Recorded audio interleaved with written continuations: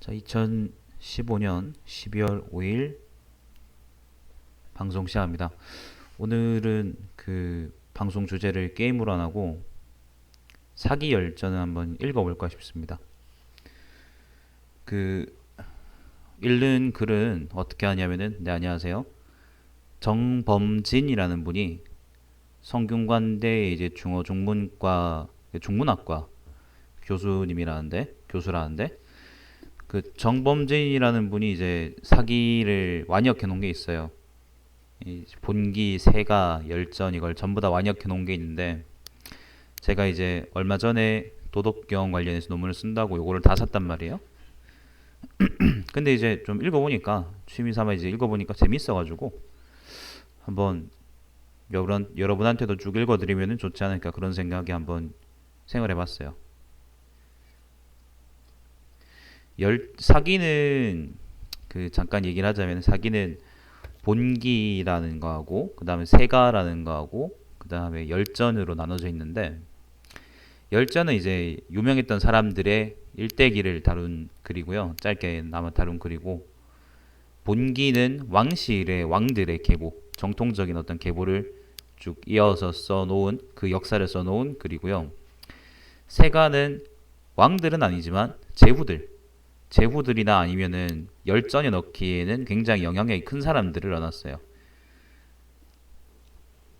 자, 그래서 그 중에 이제 본기나 세가는 그렇게 사실 많이 유명하진 않고, 그 열전이 일반 사람들한테 되게 많이 유명한데, 왜냐하면 열전이 이야기책 같거든요. 예를 들면 이제 그 왜 그런 거 있잖아요. 손자병법을 쓴 이제 손무랑 이제 오자서의 어떤 우정이나 그런 것들이 되게 많이 사람들한테 유명하고, 오월동주란 말도 유명한데, 그런 글들의 출처가 어디냐면은 대체로 사기일 경우가 많아요.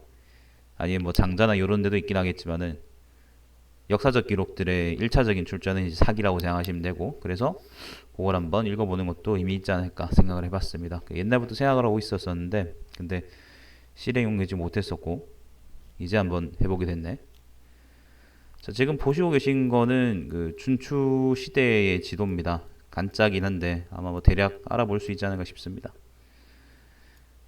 사기를 그냥 읽으면 재미없잖아요, 그죠? 여러분이 그 지명을 다 아는 것도 아니고, 저도 사실 다 아는 것도 아니고, 그 위치를 아는 것도 아니고, 그래서 지도들을 한번 참고하면서 대충 이게 어느 나라에서 일어났는데 그 어느 나라가 어디에 있는지 그런 얘기들은 해보면서 같이 하면은 좋지 않을까. 그래서 이제 지도도 좀 준비해놨고, 아무튼 그렇습니다. 그래서 열전은 그냥 하나씩 쭉 읽어나갈 거예요. 읽어나가다가 이제 지명이나 그런 게 문제가 있으면은 제가 이제 다시 말씀드리고, 내용이 해설이 필요한 게 있으면 말씀드리고, 그렇게 할 것 같습니다.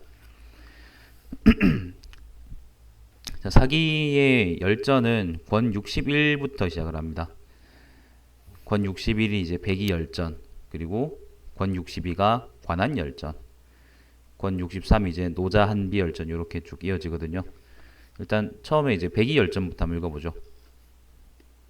사기 열전 권 60일 백이, 그러니까 사기 권 60일 백이열전. 자, 무릇 학자들이 읽는 서적은 지극히 광범하지만 그러나 믿을 만한 근거는 역시 유계에서 찾아야 한다. 그래서 유계라는 거는 육경을 말하는데, 왜 서경, 예경, 그 다음에 악경, 시경, 역경, 그리고 춘추를 육예라고 해요. 자, 시서에는 비록 결손된 부분이 있다고 할지라도, 그러나 거기에 실린 우하에 관한 글을 통해서 양위에 관한 일을 알 수 있다. 요임금이 군주의 자리에서 물러날 때에는 그 자리를 순에게 선양했고, 그 요왕 있죠, 그죠? 요임금은 순임금에게 선양했고, 순임금은 다시 우임금에게 선양했다고 하죠. 자, 아무튼 선양하였고, 순임금이 우에게 양위할 때는 악목이란 게 뭐냐? 뭐 아무튼 근데 사실 이런 세부적인 말들을 모를 수 있어요. 근데 그게 큰 맥락에서 중요하진 않아요. 중요한 게 있으면 제가 말씀드릴게요. 악목들이 다 함께 추천한 우를 일정한 직위의 시험 삼아 등용해서 수십 년 동안 직무를 수행하게 하고, 그 황하를 다스리겠다고 하지, 치수했다고 합니다. 그의 공적이 두드러지게 나타난 다음에야 비로소 정권을 넘겨주었다. 이와 같은 사실은 천하는 귀중한 복이요. 복이라는 건 이 보물이죠. 제왕은 중대한 법통이기 때문에 천하를 물려준다는 것이 이처럼 어렵다는 것을 말해주는 것이다. 그러나 혹자는 말하기를 요임금이 천하를 허유에게 양위하려고 하였을 때 허유는 받아들이지 않고 오히려 이를 치욕으로 여기고 달아나 응거해버렸고 또 하나라에 이르러서도 변수무관과 같은 많은 은사가 있었다라고 하는데 이런 사람들은 또한 어째서 칭송되고 있는 것일까? 여기서 이제 허유라는 사람은 되게 재밌는 사람인데 허유가 이제 덕이 있어가지고 요가 이제 순에게 물려주기 전에 허유한테 이제 먼저 왕위를 주려고 했어요. 근데 허유가 그 말을 듣고 더러운 그 더러운 얘기를 들었다라면서 그 강가에다가 가가지고 귀를 씻어버렸다 그랬지. 그걸 보고는 이제 친구가 그걸 보고는 이제 왜 그러냐고 물으니까 더러운 말을 들었대. 천하를 주려고 그랬다 그러니까 그 친구가 강가에 가서 이제 소한테 물을 먹이다가 그 이런 더러운 물을 먹지 말라고 이제 소를 끌어냈다는 얘기가 있죠. 자, 계속 읽어보겠습니다. 태사공은 말하였다. 태사공은 여기서 그 사마천 본인을 얘기합니다. 나는 기산에 올라본 적이 있는데 그 산 위에는 허유의 무덤이 있다는 말을 들었다. 공자는 고래인인, 어진 사람, 성인, 현인들을 차례로 열가면서 오태백은 그 오나라의 시족격인 사람입니다. 백이와 같은 사람들에 대해서도 매우 상세하게 말하고 있다. 나도 들어서 허유와 무광의 저리가 지극히 고결하다고 느끼고 있지만 시서의 문사에는 조금도 그들에 관한 계략이 나타나 있지 않으니 이것은 어째서일까? 오태백도 허유처럼 그 왕위를 물려주고 갔던가? 뭐 아무튼 그런 사람이에요. 자, 공자는 말하기를 백이 숙제는 과거의 원한을 기억하고 있음으로써 남을 원망한 일이 없었다라고 하고 또 그들에게 어진 것이란 구하는 대로 얻어지는 것인데 또한 무엇을 원망하였겠는가라고 하였다. 그러나 나는 백이의 심경을 비통한 것으로 보았고 그들의 일시를 보고 약간 이상함을 느꼈다. 그들에 관한 전기에는 다음과 같이 언급되어 있다. 백이와 숙제는 고죽국 국왕의 두 아들이었다. 자, 고죽국이란 말이 나왔죠. 고죽국은 하북성 그 허룡현이라 그러는데 그게 어디지? 고죽이라는 게 여기 나와 있나요, 지금? 고죽. 여기는 적이고, 그지? 이것도 적이고. 백적, 적적. 적이라는 건 이제 북쪽 오랑캐를 의미하는 말이죠. 고죽이란 게 어딜까? 이쯤 어디 아닐까? 아무튼 이쯤 어디 있을 것 같은데 자세히는 잘 모르겠다. 뭐 그렇다고 합시다. 아버지는 아우 숙제를 다음 왕으로 삼으려 했다. 그런데 아버지가 죽은 뒤 숙제는 왕위를 형 백이에게 양해하였다. 그러자 백이는 아버지의 명령이었다라고 말하면서 마침내 피해가 버렸고 숙제도 왕위에 오르려 하지 않고 피해가 버렸다. 그게 무슨 말이냐면은 그 왕자들인데 백이하고 숙제는 그 아버지가 죽으니까 이제 둘 다 왕이 안 되려 해서 그냥 떠나버렸다는 얘기예요. 그래서 이제 유명하죠, 사람들이. 숙제도 왕이 자 이에 나라 내 사람들은 둘째 아들을 왕으로 옹립하였다. 이때 백이와 숙제는 서백창이라는 거는 그 주나라 문왕을 얘기합니다. 희창이죠. 이 늙은이를 잘 봉양한다는 소문을 듣고 그를 찾아가서 의지하고자 했다. 가서 보니 서백은 이미 죽고 그의 아들 무왕이 시호를 문왕이라고 추존한 아버지의 나무 위패를 술에다가 받들어 싣고 동쪽으로 은나라 주왕을 정벌하려 하고 있었다. 자, 이게 무슨 말이냐면은 백이하고 숙제가 이제 왕이 되기 싫어가지고 나라를 떠났는데 들어보니까 자기들 늙었을 거 아니에요. 그러니까 나 들어보니까 서백인 이제 창이라는 사람이 늙은이를 잘 모신다고 들었어요. 그래서 그 편안하게 살려고 이제 골로 갔는데 근데 이제 가보니까 이미 창은 죽고 그 창의 아들 무왕이 그 이름이 뭐더라, 그 새끼가 무왕 이름이 뭐더라.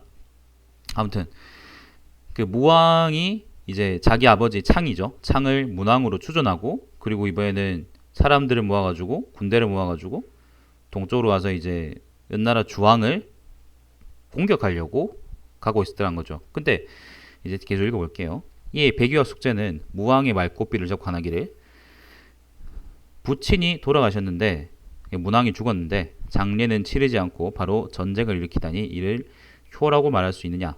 신하된 자로서 군주를 시해하려 하다니 이를 인이라고 말할 수 있느냐? 인은 이제 어진다는 말이죠. 어질다.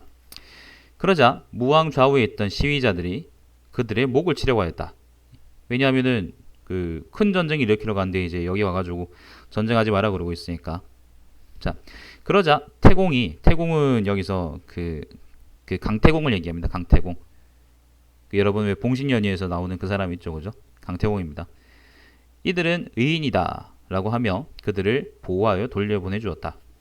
그 후 무왕이 은란을 평정한 뒤, 은란이라는 거는 은나라에 난 난리라는 거죠. 주왕을 죽였다는 거예요. 천하는 주왕씨를 종주로 섬겼지만 종주는 종주국, 그러니까 뭐라 그럴까, 상국. 그러나 백의와 숙제는 주나라의 백성이 되는 것을 치욕으로 여기고 지조를 지켜 주나라의 양식을 먹으려 하지 않고 수양산에 은거하며 고비를 꺾어 이것으로 배를 채웠다. 고비는 뭐 그 풀 같은 거겠지. 여기서 수양산이라는 거는요, 줄을 보니까 지금의 산서성 영재현이라는데 남쪽에 있는 이제 저 뭐야 전수산인가?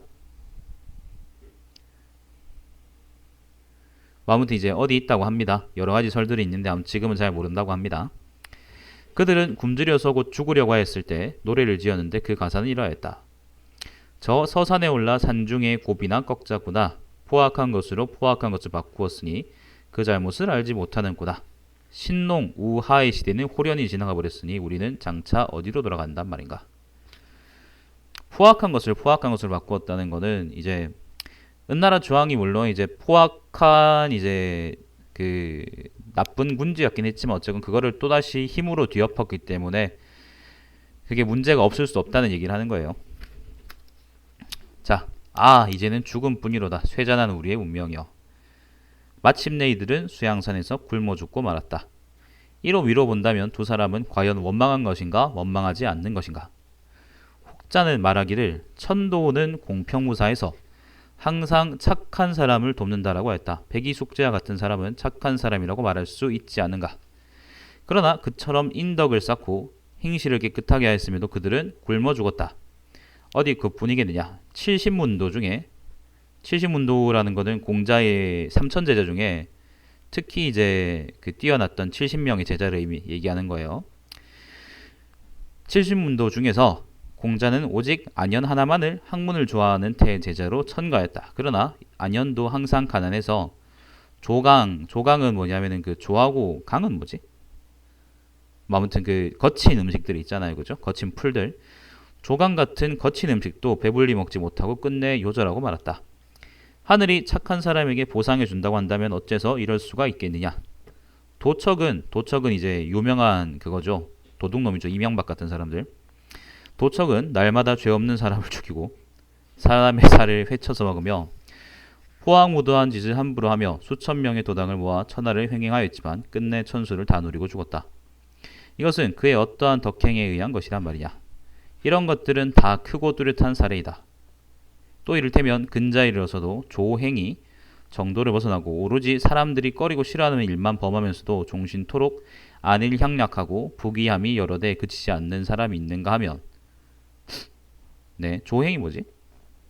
아마 그 평소 행실 같은 얘기겠죠. 사람 이름이 아닌 것 같아요.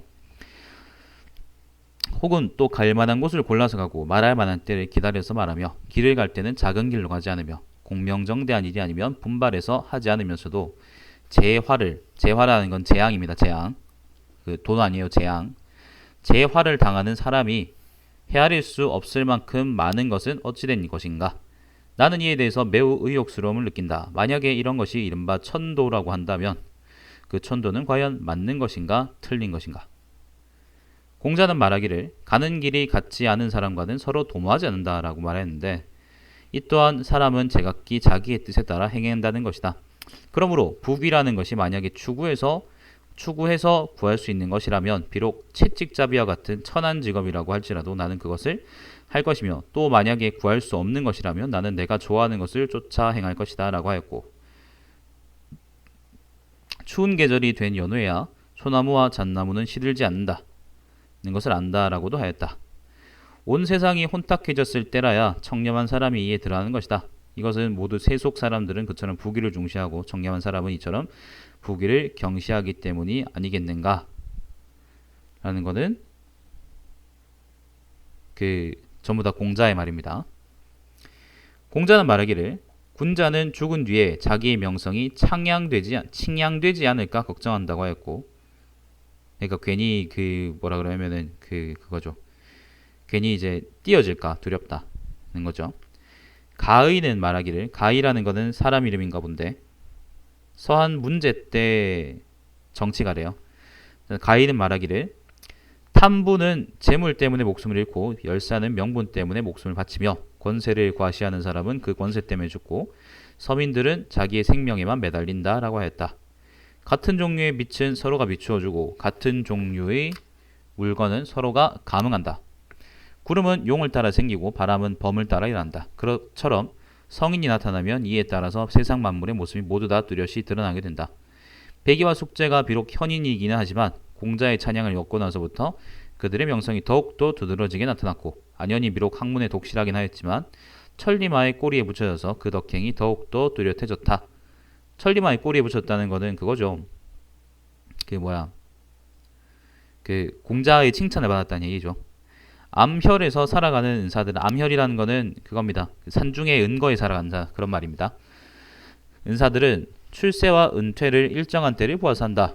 이와 같은 사람들의 명성이 파묻혀버려서 칭양되지 않는다면 정말 비통하리라. 한간의 평민으로서 덕행을 연마하고 명성을 세우고자 하는 사람이 청운지사에 의지하지 않는다면 청운지사라는 것은 덕행이 높은 사람을 의미합니다. 어찌 그의 명성을 후세에 전할 수 있겠느냐. 요게 권 60일 백의열전입니다. 사실 백의하고 숙제의 열전이죠. 자, 백의열전은 결국 무슨 말이냐면 공자 같은 사람들은 성인이나 군자들은 덕이 있잖아요.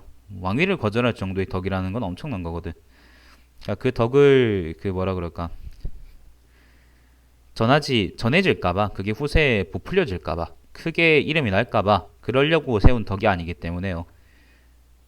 그게 두렵다고 했지만은 사마천은 이렇게 생각하는 겁니다. 사마천은 이제 그거를 만약에 이거를 이름을 드높여서 후세에 전하는 사람이 없다면, 그러니까 이름을 드높여가지고 백의하고 숙제 같은 사람들이 어떤 사람이다라는 걸 전하는 사람이 없다면 그 사람들이, 그러니까 그게 얼마나 많이 비통하겠느냐고 얘기하고 있는 거예요. 자, 요게 60일의 백의열전이었고 영상을 끊고 다음 걸 한번 읽어보죠. 시안씨 어떠세요? 재밌으세요? 이거 하나 읽는데 18분 걸렸다.